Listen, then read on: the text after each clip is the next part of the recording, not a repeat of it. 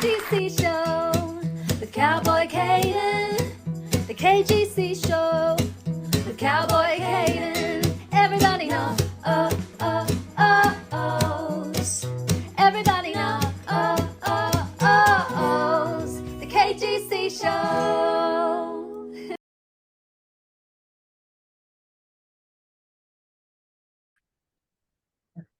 Hello, KGC fans and listeners. Today I am joined by a returned guest and a returned favorite of the show. But before we do that, please make sure that you guys go check out William Lee Golden and the Goldens. Congratulations to them on their Josie nomination or their Josie Music Award winners.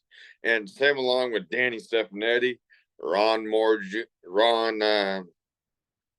Johnson with On Fire Concerts, and some of our best buddies were at the Josie Music Awards last night, and some of them walked away winners. So congratulations to all the winners and nominees, and to all the performers out there. Congratulations. Now let's get to the man of the event. This guy, he's not only an amazing website designer, he's also a fantastic musician, and I believe that he has a show coming out or already is out with his wife. We'll talk a little bit about that and much more. Please make welcome the very interesting, the opposite of his last name. Please make welcome everyone's favorite, Kyle Boring. Kyle, how you doing, buddy? Doing great, Caden. Thank you. And you actually inadvertently stole a line that my brother uses. He's a teacher. And he tells everyone at the beginning of every year, my name is Mr. Boring. You can call me Mr. Interesting.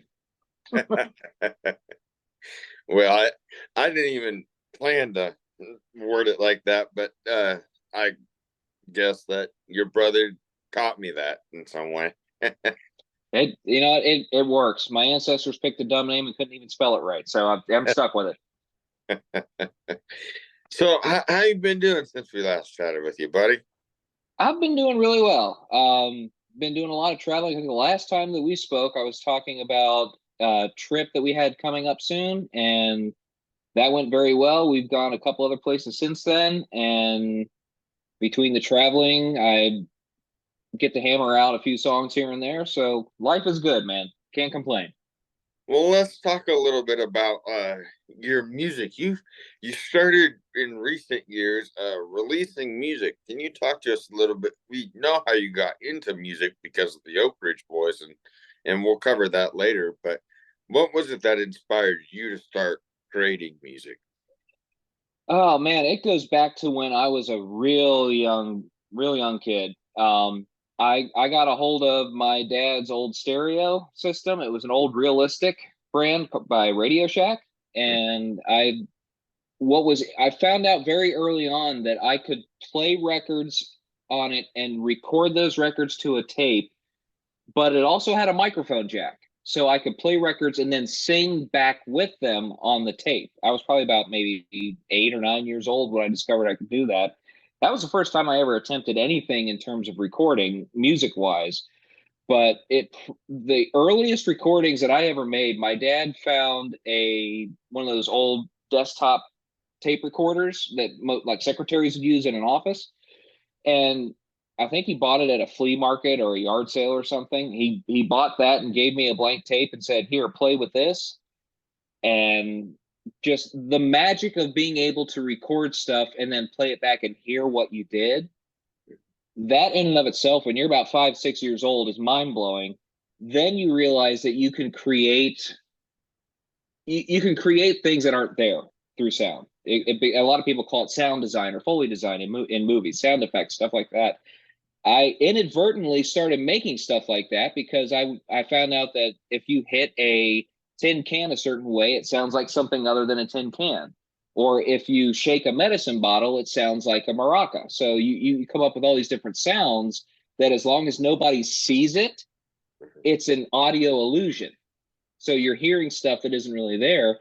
And my entire childhood was just recording different things, tinkering with it, cutting here, editing this, editing that. I used to make my own dance mixes of songs. And that just progressed slowly over time into actually getting the equipment and the software and the tools to start actually making my own recordings and my own music. So it's just something that over the course of my life, piece by piece, is just naturally slowly progressed into now what I do on a regular basis, which is doing audio and video editing. Yeah. Now, can you talk to us a little bit about how your inspirations for your music? It's a lot. There's a lot of ways you can get inspired, but how is it for you to get inspired to come up with a new song or something like that? Oh, there could be any number of things. I did a project about a year and a half ago called Rewind, and it was a collection of 70s and 80s country songs that I grew up listening to, some of my favorite songs.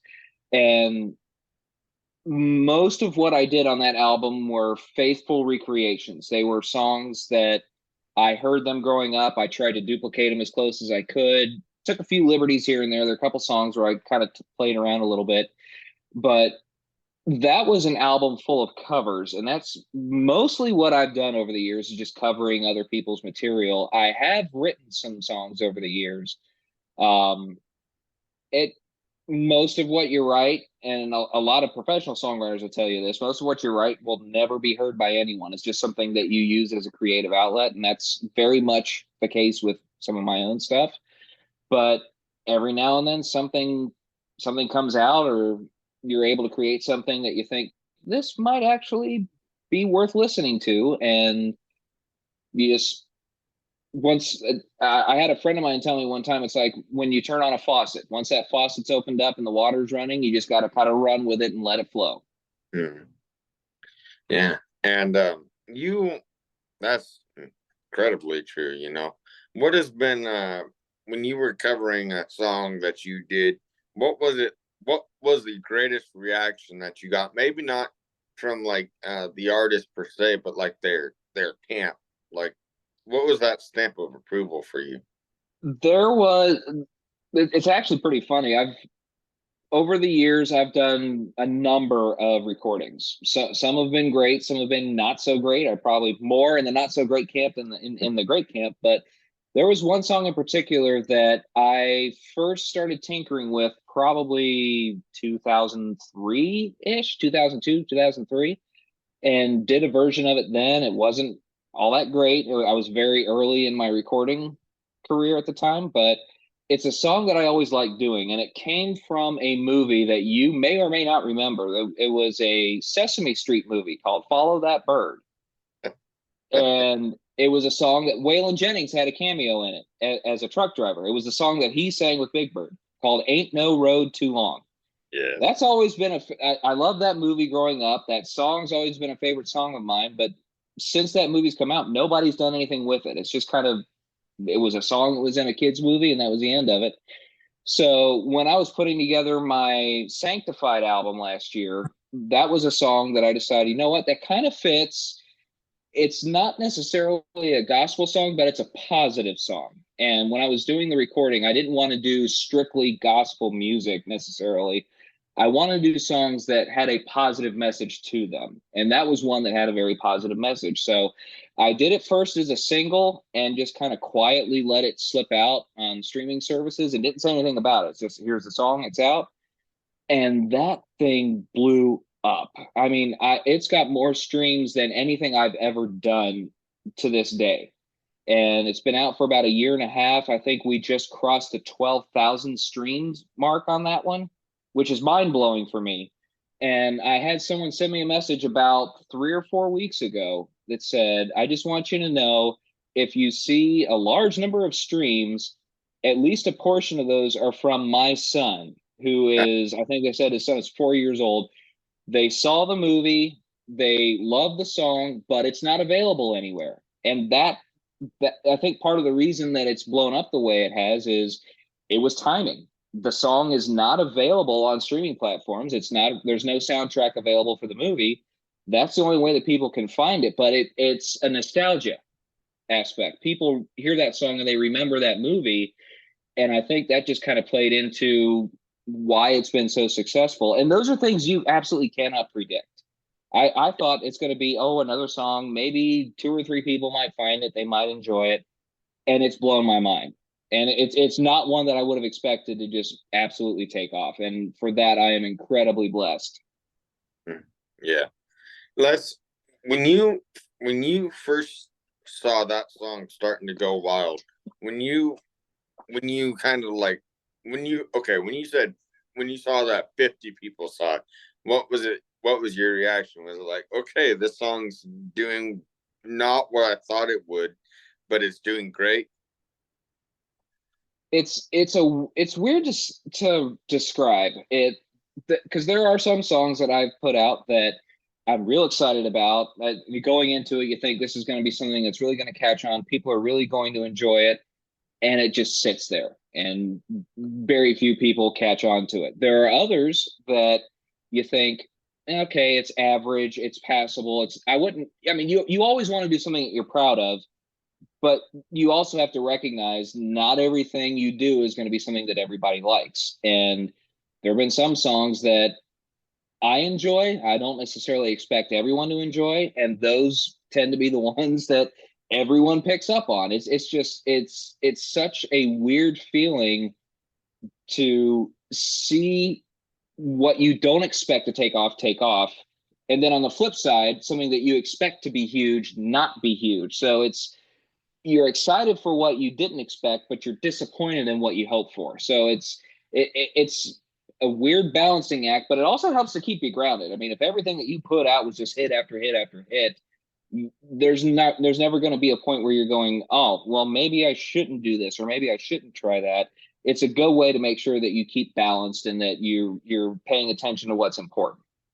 Yeah, and very true words. And when you recently just played a show with the Oak Ridge Boys. You recently were on their stage, and can you talk to us a little bit about what it was like playing that show?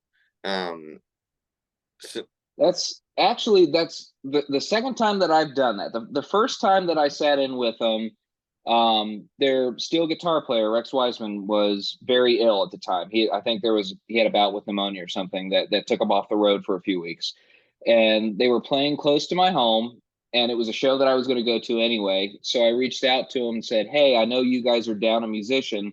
I can't play steel, but I can play acoustic guitar. It might fill in some of the gaps and give your lead guitar player the opportunity to play a few more leads and just give him a break, so you've got more people on stage. It helps carry the music a little bit." And I've known the guys long enough that when I say I know their show inside out, that's not me bragging. That's just I've known them long enough that I know their music that well, and they've known me long enough to when I say I know their show, they're like, okay, yeah, you probably do. Go, let's come on, we'll plug you in, and you can fill in the spot. And it went great. There were very few hiccups, I think, and if there were, they weren't really noticeable to the audience. So it went well, and from that point on, William Lee Golden said to me, "Hey, anytime you're close by, if you got your guitar, plug it in." So they were close by. I had my guitar, and one thing led to another, and I was back up on stage with them. So it's one of those things where I think Dwayne Allen put it best when he did the band intros. He introduced me as practically born on the Oak Ridge Boys bus, and I think that's about as close as you can get in terms of how long I've known those guys. That's just when you've known somebody that long and you've known their music that long, it's just second nature, and it's not one of those things where it's hard to do. Not that their show isn't hard, but again, just knowing them as long as I have, it's just something that it's like sliding into an old pair of shoes. It's just something that fits. yeah, and I'm not gonna, and we'll come back to the Oaks because I want to talk to you about one other thing that we forgot to mention last time we spoke, and that was the incredible. Was it the YouTube series that you were doing with your wife? Can you talk to us about that? Yeah, it's called Another Amazing Adventure. That's our we call it a travel vlog. But it's actually kind of an all-encompassing entity, so to speak. We've got the YouTube series, which also airs on Canyon Star, which is the streamer that's owned by Joey Canyon. It's a great streaming service. It's completely free. If you've never tried it out, highly recommend it. We're on there. We're on YouTube, and it's for lack of a better term, a documentary reality show that's self-produced by myself and my wife. And it just covers our travels, where we've been over the last few years. We've got an RV that we travel with, our travel trailer, and we've got a lot of exciting things lined up with that. I don't want to give too much away just yet, but we've got some interesting ideas that are going to be coming out of the RV world very, very shortly. But in a nutshell, it's my wife and I, our kids. When we're on the road, we record what we're doing, and then we try to put together something that's entertaining and worth watching. Yeah. So where can people go to watch that? Our website is anotheramazingadventure.com, and that will get you to all of our various channels. We're on YouTube, we're on Instagram, Facebook, like I said, Canyon Star. If you start with that website, we can get you from that website out to where you need to go. You can see our blog, you can see the merch that we have available. It's all right there on that site. Yes. So make sure that you guys go and subscribe and check that out and share it with your friends and family. And if you have Kyle or his beautiful wife on Facebook personally, just, if you can't find it online, just shoot them a message, and I'm pretty sure they will be. And, I will have a link too, because I'll put it in the description of the video as well. And so I can help shoot it over as well. So, yeah, we will be more than happy to point you in the right direction. Yeah.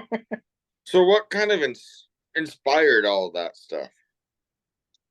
Well, our first trip that we took as a family was in 2014. We started out going to visit some friends in Sioux Falls, South Dakota, and then we went a little bit further and visited Mount Rushmore. That was the first family vacation that we ever went on with our kids.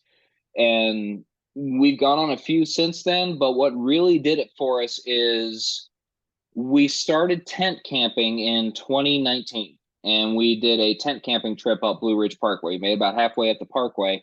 And when we got home, we decided this is kind of fun. We want to do some more of this. And then we had booked a trip to go to Disney World in 2020.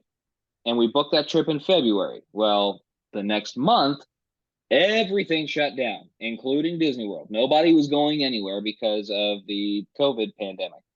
So we got the money back from the Disney trip, but we couldn't get our flight canceled. We either had to rebook it, or we just lost the money on the flight. So we started kicking around ideas, and we said, you know what? We've always talked about going out west. Why don't we change our flight from Florida to Arizona? And since we can't really do a whole lot in terms of hotels or anything like that, we can rent an RV. We'll fly out to Arizona, we'll rent an RV, we'll do a trip through Arizona and Utah, we'll see all the national parks because they're still open, you just can't go inside the buildings. We did that, we had an absolute ball. And we got back to Cincinnati, we said, you know what, this is what we need to be doing. We need to get ourselves an RV and just start traveling. And we had started out with a pop-up camper, which was fine for close by trips, but when you got 3 young boys and most of what you're doing is still shut down from COVID, you kind of need to be self-contained. You got to have a bathroom, you got to have a shower, that kind of thing. Air conditioning comes in handy. So we upgraded from the pop-up to a travel trailer. That's what we're in now. And we've taken that thing cross country, gosh, more times than I can count. We've been to Glacier, Yosemite, Yellowstone, Colorado, Michigan, Florida, Alabama, Niagara Falls. We've run crisscross this country several times with that trailer, and we're having a blast doing it. And that's really what led to creating the channel and the series Another Amazing Adventure, is being able to share that, being able to do that traveling with the RV, because there are a lot of people out there that may not realize that it's definitely doable. I mean, it's something that you don't want to be sitting at home going, I wish we'd done this, I wish we'd done that, it'd be nice if we could do this. our goal is to be able to show people you can do this. It absolutely is doable. And one of the things that we try to do when we do each episode is we, show how easy it is to do. In fact, the latest episode we just did this last week is things that you can do close to home. And we did a list of probably 9 or 10 places that are close to our house in Southwest Ohio that you could easily do with or without an RV, but it's all about getting out there and doing stuff, finding your adventure. That's why we call it Another Amazing Adventure. Is, what does your adventure look like? And that's the end goal with the series, is being able to do that. How often are you guys uploading? We try to keep a pretty consistent schedule. We had to slow down a little bit in recent months. My wife Emily had a couple health issues that she was dealing with, and while we were still able to travel, we weren't able to travel as much as we would have liked to. So our output slowed down just a little bit over the last year or so, but it's picking back up. We try to do every 2 weeks if we can. If we have enough content, we try to go a little bit faster. I do know that our content is going to be picking up in the next couple of months. So while we may not necessarily be on the road through the winter, we've got plenty of footage and plenty of content that we're going to start putting more and more of that out. So I'd say on average about every 2 weeks. Well, I know people are going to have a good time with this show, because I'm a big fan of the show. And that was one of the main topics I wanted to talk to you about, was because I know how much you enjoy traveling. Have you ever made it out this way to the PNW? No, that's on our list. Probably going to be not this coming summer, but the next summer is what we're looking at. Mainly because one of our sons, he's in his junior year of high school now. So he's got to get through his junior year and then his senior year. Once he graduates, that's going to free us up a little bit more. And Pacific Northwest is one of the areas that we've been really wanting to get to. It's just a matter of making sure that we can do it and not be on such a time crunch of, hey, we're going here. You got 10 days and then you got to hurry back home because this person's got this at school or this person's got this activity. So it's on our list. We'll get there eventually. Hopefully in the next year and a half or so. Well, next time the time you get out here, let me know, and I'll take you. Oh, I'll be pounding on your door. Trust me. We'll come out. We'll do a live in-person podcast, and we'll cross each other's channels. How about that? All right, buddy. But also, what we'll do is there's some great steak out this way. I will take your family to some of the best steak in the Pacific Northwest is here in Spokane. You do not have to ask me twice. I will not turn down a good steak. Well, my doctor may tell me otherwise, but I will not turn down a good steak. He's probably telling me that too. Lord knows I need to listen. But man, what do you hope that people get? Not only, let's start with this show. What is it that you hope that somebody watching this new show that you're doing with your wife, what's something that you hope people take away from this show? That there is more than one version of the American dream.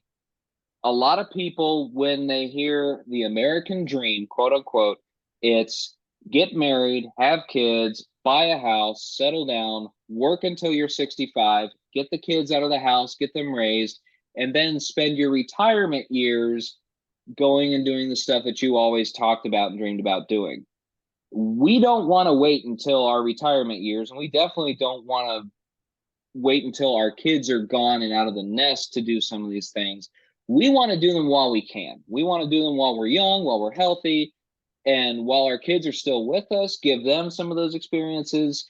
That's really what we're pushing, is it's okay to do something other than the typical American lifestyle. There's plenty of different ways that you can go about it, but being able to say, okay, we're going to live our life now. We're not going to put in all of our hours in working and, only have a few years at the end of our life to do what we want to do. So it really is about chasing our dreams, being able to do what we want to do, with our family while we're able to, and flipping the American dream on its head, so to speak. Yeah. You don't have to do it. There's no one way to live your life. And as long as as long as you're not hurting anybody, as long as nobody is being, inconvenienced or harmed or anything, what's it going to hurt? Get out there and enjoy yourself. And that's the same thing as like, you should never be closed-minded for new opportunities, because a present or an opportunity might be able to present itself, and that's what you're saying, is chasing the American dream while you can, while you're young, and bring your kids. If you're gonna make a kid, you might as well bring some memories for the kid, and for the baby. You might as well. Those are true words from a true man. And what could you say? Could you say the same thing about the music? Well, not so much about the music, but what's something that you could say for the music portion? Everyone has, from my standpoint, music has always been a gift.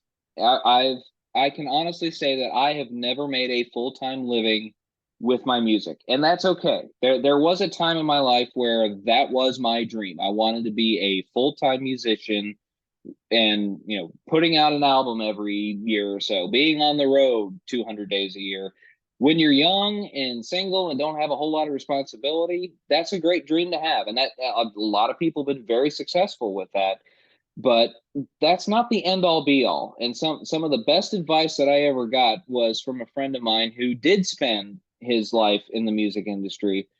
He said, there are times where I wish I could have just gone back and sang at the nursing home a couple blocks away, because I could go home at night and sleep in my own bed. There's always a payoff to what you're doing. And while my initial dream of being able to make a living full time in music didn't necessarily come true from a typical standpoint, I'm not out on tour, I'm not out, selling a million albums.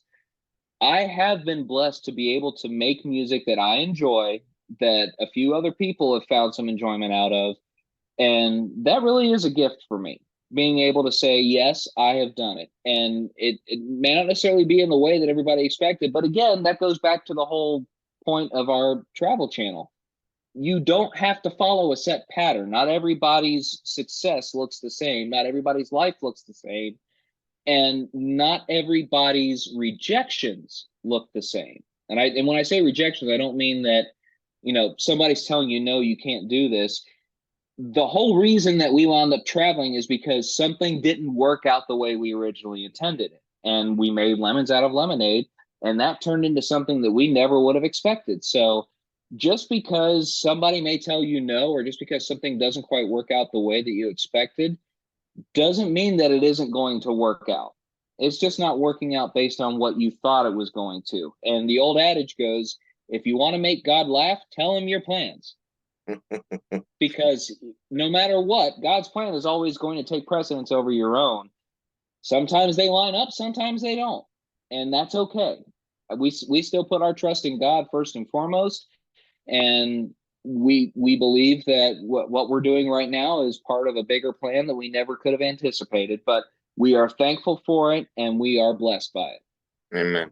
And man, those are almost. I know I'm going to close out this way now, just because of the way you said that, man. You inspired me to close out this show in this way. Thank you for that, because God's plan is better than ours. I'm a true believer that the reason that this show is taking off is from two people, Jesus and Jeff Panzer. I truly believe those, because as much as the fans are a part of everything, you people that watch my show, you help me, and I thank you for that. And I'm sure does Kyle too, because the views on his show gets him more listens on his music and stuff like that. So we both appreciate you, but Absolutely.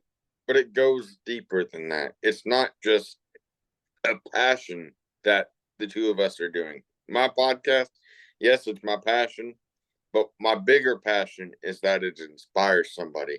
And I think what we're trying to say here with the music and with this show, and he kind of goes hand in hand in my show too, is that we just hope that it inspires somebody to know you can do it just as much as all of us. You may not have the financial being able to do it, but if you just let God take control, then you're gonna have a really good, nice show. If you can't, if you can do, yes, if you have a heart and you have a desire to do something, do it. Kyle, thank you so much for those words, buddy. And those are almost prolific, just as my buddy Joe Bonzel, our buddy Joe Bonzel, who passed away. Joe had a way of talking to a crowd, and you said it in an interview with Barry Miller and Mary Sarah, an amazing tribute, I might add.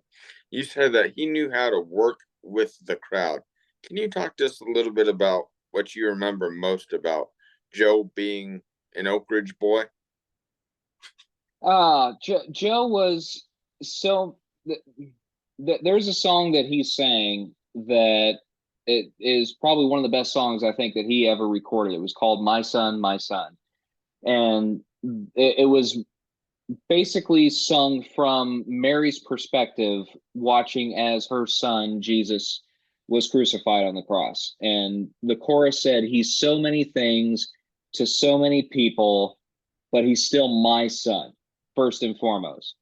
And that's not to get too far down that rabbit hole, but that's probably a good way to describe how Joe was. He was so many things to so many people. He was an entertainer. He was an influence. He was a hero to a lot of people, myself included. But he was also a husband, a father, a son, a partner. There was so many things that he was, and I got to see some of what I guess you could say casual fans didn't always get to see. He was someone that I feel like he could be trusted. If there was something that was needed, he was there. I actually got to do my career shadowing day in high school with him. He was the one that I got to shadow because they were going to be close by. And I think when my guidance counselor saw that, she about fainted because she didn't believe it at first. And then she got the email from him saying, "Oh, absolutely, he can come, no problem." But he never got what's the best way to put it? He never got above his raising. I guess is probably the best way to put it. He knew where he came from, and he never lost that.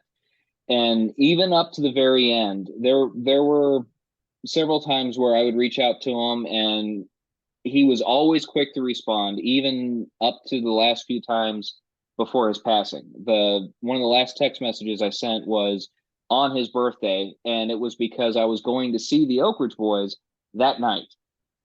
And it was after his retirement. I said, "Man, it's going to be so weird not seeing you there.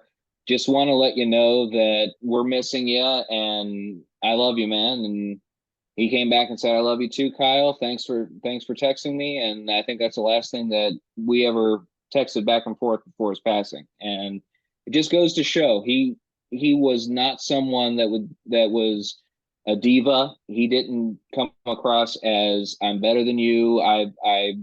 You're beneath me." He always made time, and that's something that was always appreciated. And for someone that looked up to their hero that much, a lot of people say don't meet your heroes. I can understand why, but in Joe's case, that absolutely was not true. He was one of my favorite people to ever have met and to truly become friends with, and he is missed very much. In fact, I'll throw in a quick story if I can. When we did this show that I played guitar with a couple weeks ago, their monitor engineer, Chris, came up to me after sound check, and he said, "Hey, man, I just wanted, you told me what you wanted in your ear monitors. We all use ear monitors on stage. They're all headphones." And he said, "You just wanted a flat mix, right?" I said, "Yeah, what I've got in my ears is great. That sounds good." He said, "You're on Joe's old mix." I said, "What?" So I haven't fired that up since he retired. The last time we had that on was in December, and when you told me what you wanted, that's what he had in his ears. So all I did was just turn on his mix and tweak it a little bit. You're on Joe's old ear mix. So that was really cool to hear. It was kind of like, okay, yeah, he's still got an eye on what's going on. So that was really cool. Yeah. Nobody is more missed than Joe Bonzel and Rusty Golden, I might add. I do think of my friend and even brother in Christ, William Lee Golden, often, and I think of him and his lovely family often, and so just keep thinking of Joe and Mary, and keep them in your thoughts and prayers. Golden too. I normally end my show with a rapid fire Q&A, but since we have you, we're going to kind of do this an Oak Ridge Boys style. I'm going to try something I've never done, and this may never work, but you're the perfect one to try this with. Okay. How we're going to end the show is I want to talk to you one by one. We already went through Joe, but I want to talk to you. What is each individual Oak Ridge boy to you? You know, you've gotten to spend some time with them, through the fan club parties and everything like that. So going down the line one by one, we already covered Joe, so we'll go to Dwayne next. What is Dwayne Allen like? The best way to describe Dwayne, from my standpoint anyway, is they're all like family, and that's actually one thing that he said when he was doing the intro, is that being a part of that family. And Dwayne's like, I've used the phrase musical fathers, because outside of my immediate family, they have had the biggest influence on me from a musical standpoint. And when my own father passed away about 12 years ago, and he and Dwayne were only a few months apart in age. So when I look at Dwayne, he reminds me a lot of my father in that aspect of, a lot of the mannerisms were the same, a lot of how they communicated was similar. And I don't want to say that Dwayne's like a second father to me, but I would definitely say he's like an uncle that has had a huge impact on my life. And I say that very highly because I have had several uncles that have had a very strong impact on my life, and I put him right up there with that. How about the pride and joy of Bruton, Alabama, everybody's favorite mountain man, William Lee Golden? Oh, he is unpredictable. And I mean that in an absolutely great way. You never know what's going to come out of his mouth, but when it does, it's always enjoyable and it's always entertaining, and sometimes very unexpected. But he's also one of those that recognized very early on what it is I wanted to do and the kind of career path that I wanted to follow. And he's always been very encouraging, very funny about how he goes about things. And during the show that we did a couple weeks ago, where I was standing on stage, I didn't have a whole lot of room to move around because I was hardwired into my my monitors. So I had about that much space on either side where I could kind of go this way, that way, forward, back, but I was very much on a leash in that area of the stage. So when they do Elvira at the end of the show, guitar players go out front and they sing, and they're part of the sing along. And about halfway through the song, Golden looked over and saw that I hadn't gone up front to sing with him, and he realized, oh, he can't go anywhere. He's tied down by those chords. So he ran over to my side with the microphone and leaned in and made sure that I got to be a part of that. So he's very cognizant of those around him and what's going on, and he always goes out of his way to encourage others and make sure that they feel like an equal. Yeah, there's not more of a man who I have more greater respect for than William Lee Golden, and the guy who to come second close to it is Jeff Panzer, and those both guys that go hand in hand, and even Ron Fairchild. Those guys are great guys, and William Lee Golden, he is, if there's anything that man is, it is funny. That dude. Yes. Yeah, very much so. I don't know how many times where I've seen them live, and I'll just look at Golden, and he doesn't he doesn't say very much at the live concerts, but his stage presence and his gives it away. And I'll just sit there and I'll just laugh at William Lee because it's hard not to, and especially when he does this hillbilly jig thing that he does. It's when he gets to dancing, it's no restraining him. Yes, he's very much a showman. You never quite know what he's going to do, but you know it's going to be entertaining. And well, not lastly, what's Richard Sterban like? I know he's kind of a quiet one. Yeah, very very quiet. And I would probably say when he does speak, it matters. And that's probably the easiest way to describe it. He also has been very supportive. I remember at one point I was doing a report for school on Elvis Presley, and he sat down with me for probably a half hour, 45 minutes, and let me ask anything I wanted. He went over his time when he sang with Elvis and told a lot of really cool stories that he hadn't told to a lot of people, which was really cool to include in the report. And he's one of those guys. He's very reserved, but very, very kind, very, very funny when he wants to be. But like I said, he doesn't say much, but when he does, it counts. And he's a good person to have among the mix because I think he balances a lot of the group out. Mm-hmm. And since it was just a few weeks ago, it was when you played the show with him. Was that the first time you met Ben?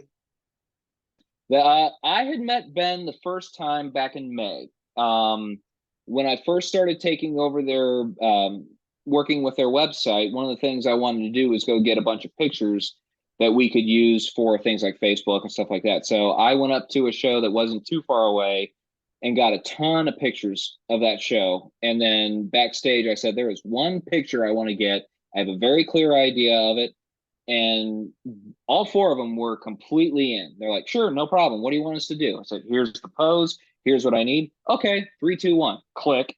And that's it. One take, one shot, and it got exactly what I needed.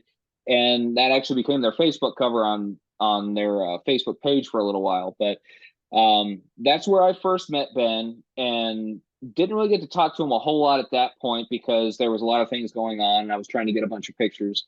So it wasn't the first time I met him, but the first time I really got to talk to him and get to know him was a few weeks ago at this show. And I don't think that there is any nicer guy that you could possibly meet. And he knows the job, he knows the assignment, and he shows up and he nails it every time. There's no question that he's the right person for the job. He's doing what it is they need to do, and he's doing it with excellence.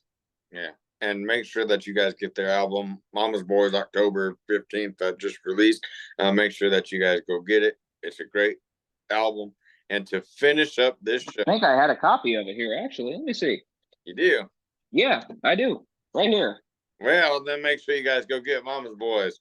And the incredibly talented and beautiful Kyle Boring is holding it up right there. So maybe that becomes. And don't forget to get my stuff too. Yeah. I wasn't gonna done intro you, but my last question before we promote you and plug you one last time, what is your favorite song off the new record? I'm really liking their new version of Mama's Teaching Angels How to Sing, because that was one that was done. They did it years ago in their gospel days, and it really isn't a whole lot different from what they did originally. It's and Ben's voice fits very well with that particular style, and it turned out the whole album turned out really, really good. I thought it was really well done, but that song in particular has stood out to me, not just because I'm a big Dottie Rambo fan. Anything she writes is going to be amazing, but I just like the way that it was very straightforward, not a whole lot of difference from what they originally did, but Ben does a fantastic job on it. So I'd say that's probably my favorite one off of there right now. Anyway, that may change the more I listen to it, but that one stuck out to me. That's right.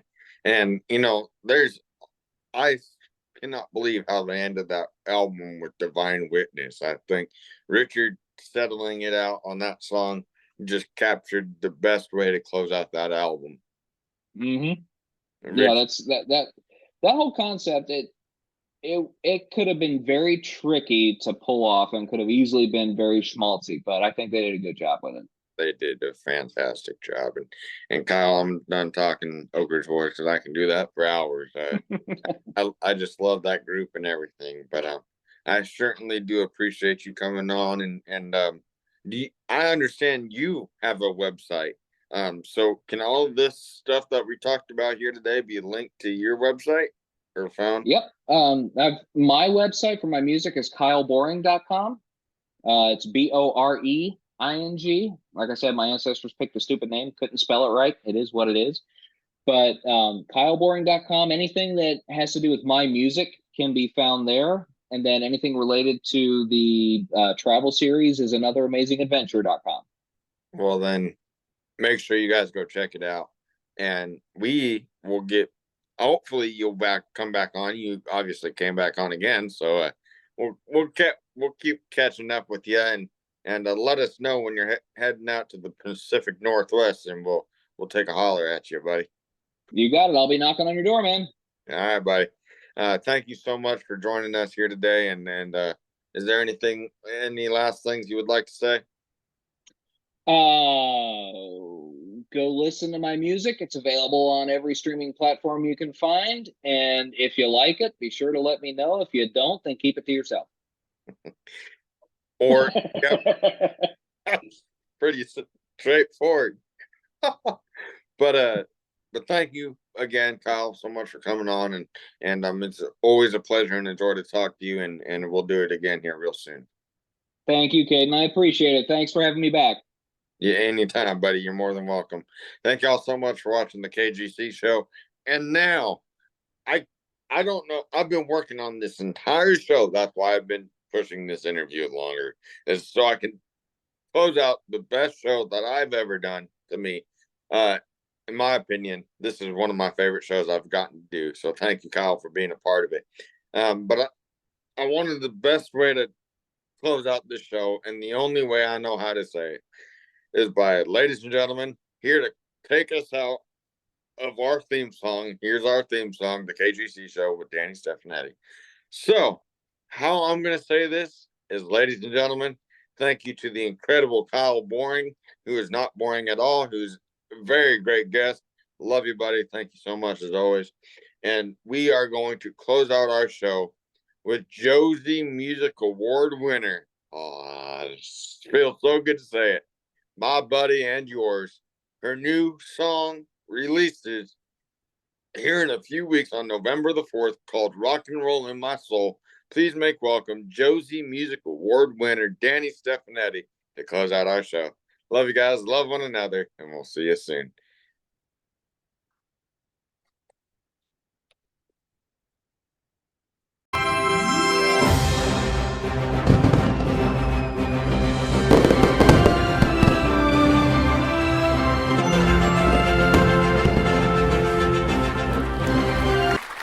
Yeehaw! The KGC show with Cowboy Caden. The KGC